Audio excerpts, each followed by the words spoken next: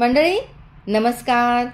दत्तात्रेयांची उपासना संपूर्ण भारतभर केली जाते. मंत्र जप, दत्त वज्रपंजर स्तोत्र, दत्त कवच, दत्त हृदय, दत्त सहस्रनाम ही स्तोत्रे यांनी दत्ताच्या यंत्राचीही पूजा केली जाते. आणि श्री दत्तात्रेयांचे स्मरण करणाऱ्यास त्यांचे शीघ्र दर्शन सुद्धा होते.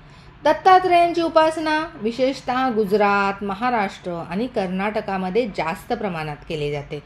दत्तात्रेयांच्या दिनचर्येविषयी असे सांगितले जाते की ते सह्याद्री पर्वतांमधील मातापूर येथे राहतात.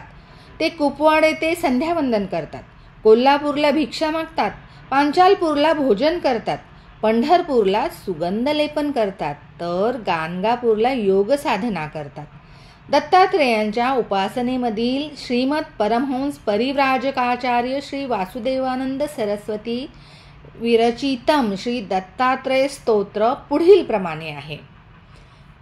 दत्तात्रेयं महात्मानं वरदं भक्तवत्सलं प्रपन्नार्तिहरं वन्दे स्मर्तुगामी समावतु दीनबन्धुं कृपासिन्धुं सर्वकारणकारणं सर्वरक्षाकरं वन्दे स्मर्तुगामी समावतु शरणागत दीनार्त परित्राणपरायणं नारायणं विभुं वन्दे स्मर्तुगामी समावतु सर्वानर्थहरं देवं सर्वमङ्गलमङ्गलं सर्वक्लेशहरं वन्दे स्मर्तुगामी समावतु शोषणं पापपङ्कस्य दीपनं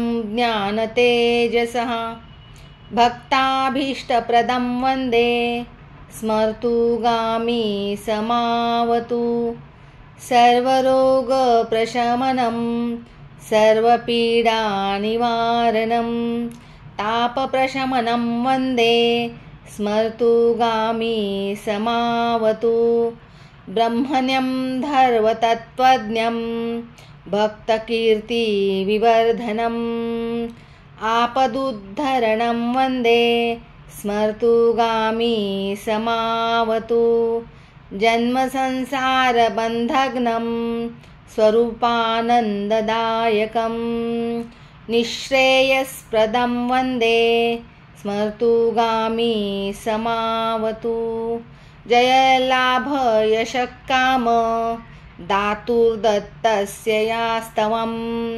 भोगमोक्षप्रदस्सेमं प्रपट्टेश्च कृती भवेत्. धन्यवाद.